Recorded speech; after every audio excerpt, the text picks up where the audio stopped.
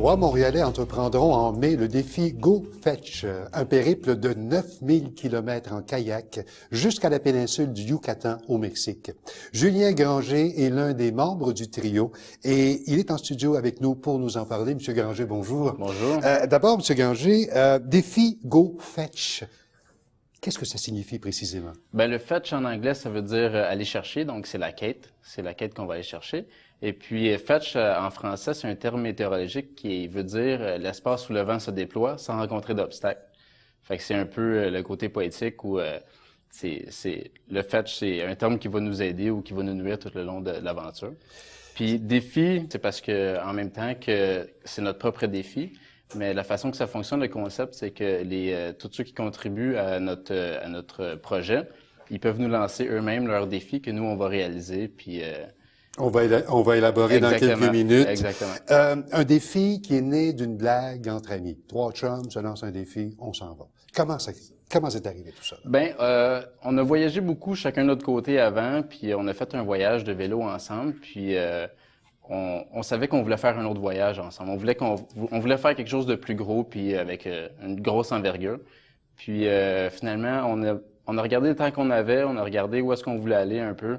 On s'est dit, tiens, le kayak, c'est une bonne idée. C'est un bon moyen de transport on avance à notre propre rythme, à notre propre façon, un peu comme le vélo.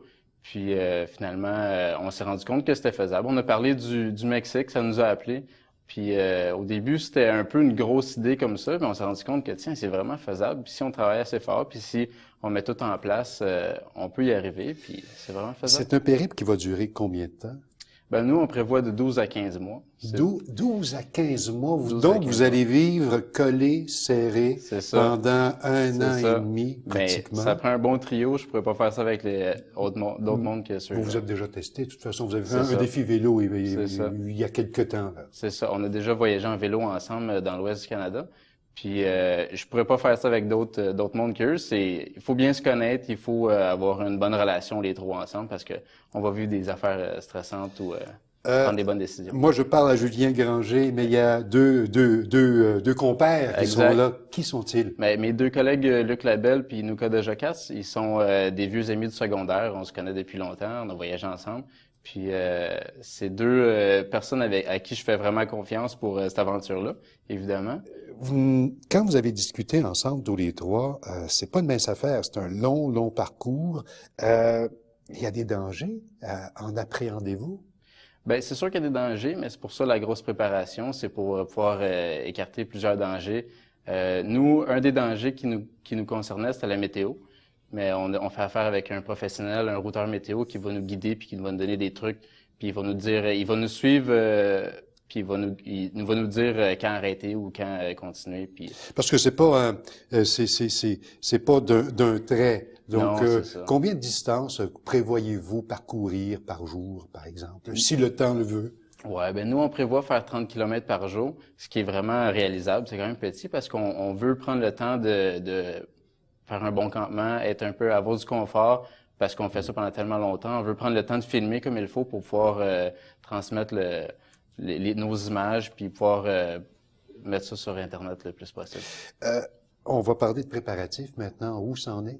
Maintenant, tu vois, on a tout préparé le matériel, puis on est en train on est à 1 mois, il reste 1 mois pour notre campagne de sociofinancement. Puis c'est là qu'on est rendu, c'est les derniers pas avant de partir. Le sociofinancement, on est en train de faire une campagne qui nous aide à ramasser de l'argent pour, entre autres, acheter le matériel audiovisuel pour pouvoir faire les vidéos ou les capsules pour rejoindre les jeunes, pour rejoindre le plus possible les gens qui nous suivent. Parce que ce voyage en sera aussi un de sensibilisation en collaboration avec Centras Canada. Il y a Centras Canada avec qui on travaille, entre autres. Centras Canada, c'est un organisme c'est l'éthique du plein air, en fin de compte. L'éthique du plein air pour pouvoir faire une activité qui est durable, une activité qui respecte l'environnement, respecte les autres usagers. On veut faire tout notre parcours en respectant le plus possible, justement, cet environnement qu'on veut aussi sensibiliser les jeunes, sensibiliser tout le monde pendant notre voyage à respecter justement cet environnement. On va prendre le temps là, d'expliquer cette campagne de sociofinancement. comment ça s'articule? À partir de maintenant, il y a les auditeurs, des téléspectateurs plutôt, qui nous écoutent présentement, veulent vous donner un coup de pouce. Comment ils font? Ils peuvent aller sur notre site internet défigofetch.com. Puis sur le DéfiGoFetch, on peut trouver une place où ça dit encouragez-nous. Puis à partir de là, ça va être transféré sur une plateforme qui s'appelle Ulule qu'on utilise. C'est un socio-financement où il y a des contreparties. Puis ils peuvent nous donner des dons. Puis en contrepartie, ils peuvent nous lancer un défi. Puis ces défis-là, Quel genre de défi ça peut être? On a eu, tu vois, le défi de rencontrer des requins ou de se déguiser en sirène puis tourner autour d'un orage. Ça peut être des défis qui sont difficiles à faire. Ça peut être physique, ça peut être imaginatif, ça peut être un peu n'importe quoi. Je veux en savoir un peu plus. C'est-à-dire que si je donne tel montant, j'ai droit à quoi? À un petit défi? Si je donne un plus gros montant, est-ce que j'ai droit à un plus gros défi? Comment ça bouge? De 20 $ à n'importe où au-dessus, vous pouvez lancer un défi. Les défis, c'est pour tout le monde, puis il y en a pas qui m'ont fait vraiment peur à la date, là. Puis on les réalise à notre façon, tu sais. Ça veut dire que si quelqu'un nous dit de prendre une photo avec un requin, ça veut pas dire que le requin va être vrai ou vivant. Il peut être dans un aquarium aussi. Exactement. Je sais pas, là. On réalise à notre façon, puis on veut aussi pousser la chose un peu plus, peut-être amener des informations à propos des requins pendant qu'on y est. Outre cette campagne, comment financez-vous votre expédition? Il y a la partie commanditaire qui fournit une partie du matériel, mais la plupart la grosse partie, c'est des dons, puis je vous dirais que c'est...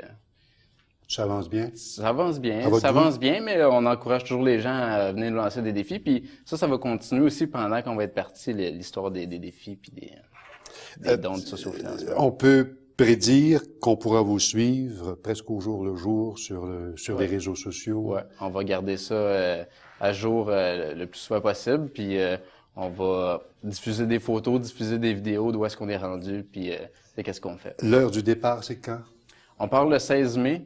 16 mai. Le 16 mai, puis on a notre lancement qui est le 19 avril au restaurant Robin des Bois, que tout le monde est invité à notre grand lancement. On va présenter le projet et puis on va présenter nos partenaires.